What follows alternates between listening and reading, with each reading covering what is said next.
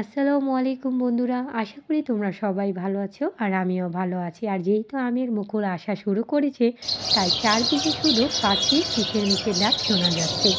এভাবেও পাখির আনাগোনা আমার বারান্দা বাগানে লেগেই থাকে। যদিও ওদেরকে আলাদাভাবে খাবার দিয়ে থাকি, তবুও ওরা আমার বারান্দা বাগানে সব পাতা খেয়ে নষ্ট করে ফেলে। দেখো, লাউ পাতাগুলো লাগিয়েছিলাম, ওরা নিজেরা খেয়ে আর আমাদের খাওয়ার উপযোগী আর রাখে নাই। আর মনে হয় না এবার লাউ হবে। আর লাউ পাতা খাওয়ার আর উপযোগী রাখলো না। কি আর করার, আসলে যার ভাগ্যে যেটা থাকে সে তো সেটা ভোগ করবেই। তাও শখের বশে লাগিয়েছিলাম। যাই হোক, তোমাদের সবার সাথে শেয়ার করলাম আজকে প্রতিদিনের মতো। তোমাদের সবার সাথে শেয়ার করছি মজাদার একটা রেসিপি, শিম আলু দিয়ে শুটকির রেসিপি। শুটকি তো আমার প্রত্যেকেই পছন্দের একটা খাবার, আর অনেক রকমের শুটকি খেয়েছি, তবে আজকে তোমাদের সবার সাথে শেয়ার করছি বাসমতি শুটকি দিয়ে শিম আলু রেসিপি। চলো তাহলে কীভাবে রান্না করে শুটকি রেসিপিটা তোমাদের সবার সাথে শেয়ার করা যায়। আশা করি তোমাদের সবার কাছে ভালো লাগবে। আর রান্না করার জন্য এখানে আমি সব কিছু রেডি করে নিয়েছি। আর এখানে আমি কড়াইতে সয়াবিন তেল দিয়ে তেলটা গরম করে নিয়েছি। এখন আমি তেলটা গরম হয়ে গিয়েছে, পেঁয়াজ কুচিগুলো ছেড়ে দিচ্ছি। পেঁয়াজ কুচিটা এখন নাড়াচাড়া দিয়ে লাল করে নিচ্ছি। আর পেঁয়াজটার সাথে এখন আমি বাসমতি শুটকিগুলোও দিয়ে দিচ্ছি। এতে তেলে পেঁয়াজটা আর শুটকিটা ভালো মতো ভাজা ভাজা হয়ে যাবে। এতে শুটকির ঘ্রাণটা দারুণভাবে রান্নাটাতে চলে আসবে। ভালো করে আমি নাড়াচাড়া করে শুটকিটা আর পেঁয়াজটা লাল করে নিলাম। লাল করা হয়ে গেল। এখন আমি মরিচ আর হলুদের গুঁড়া দিয়ে দিচ্ছি, আর সাথে অল্প পরিমাণ একটু পানি দিয়ে দিলাম ভালো করে মশলাটা কষানোর জন্য।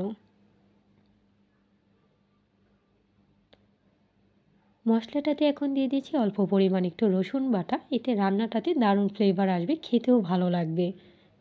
আর এখন দিয়ে দিচ্ছি সামান্য পরিমাণ মতো লবণ দিয়ে মশলাটাতে বলক আসা পর্যন্ত অপেক্ষা করছি। একটু নাড়াচাড়া করে কষিয়ে নিলাম।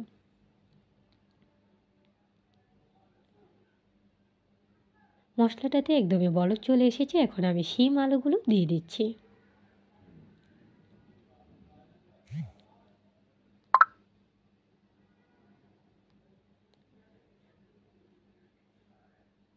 সবগুলো শিম আলু দিয়ে দিলাম।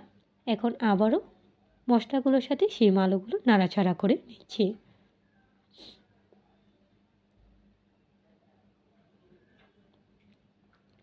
উপর থেকে নিচ পর্যন্ত নাড়াচাড়া করে নিচ্ছি।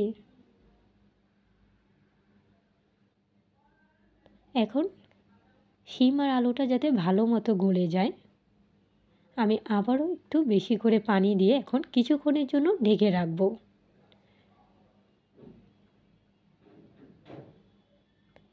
কিছুক্ষণের জন্য এখন ঢেকে রাখছি।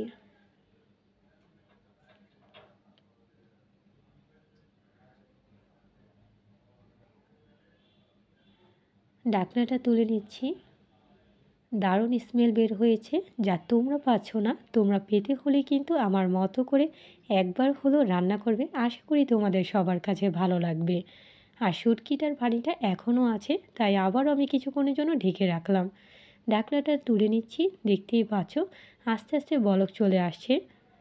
একদম তেল শুকিয়ে আসলে আমি নামিয়ে নেব। আর একটু পানি থাকা অবস্থায় এখন আমি কাঁচামরিচগুলো ছেড়ে দিচ্ছি। দিয়ে কাঁচামরিচগুলো ভালো করে নাড়াচাড়া করে মশলাটার সাথে কাঁচামরিচগুলো কষিয়ে নিলাম একটু। আর এই শুটকি রেসিপি কিন্তু একদমই পানি থাকা যাবে না, কারণ যত পর্যন্ত তেল চলে না আসবে এটার আসল গন্ধটা পাওয়া যাবে না। আমি উপর দিক থেকে একটু ছড়িয়ে দিলাম ধনিয়া পাতা। এতে দারুণ সুবাস আসবে শুটকিটাতে। আবারও কিছুক্ষণের জন্য ঢেকে রাখছি। ঢাকনাটা তুলে নিলাম। তোমরা দেখতেই পাচ্ছ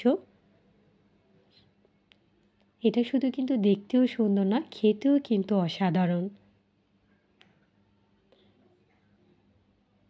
ধনিয়া পাতাটা দিয়ে এখন আমি কিছু নাড়াচাড়া করে নিব।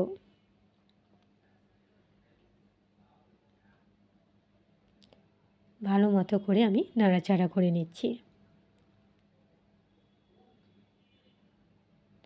গরম গরম ভাতের সাথে এরকম একটা শুটকির রেসিপি হলে কিন্তু আর কোনো কথাই নাই। আর যারা শুটকি প্রেমী তাদের তো আরও কোনো কথা নেই। আজকে এই পর্যন্তই।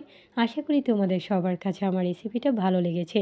তোমরা একবার হলেও বাসায় ট্রাই করবে। আর তোমাদের কাছে কেমন লাগলো অবশ্যই লাইক কমেন্টে জানাবে। আমার বন্ধুদের কাছে অনুরোধ রইল, যারা এখনও সাপোর্ট করে ফেলেনি তারা সাপোর্ট করে ফেলো নিত্য নতুন ভিডিও দেখার জন্য। আল্লাহ হাফেজ।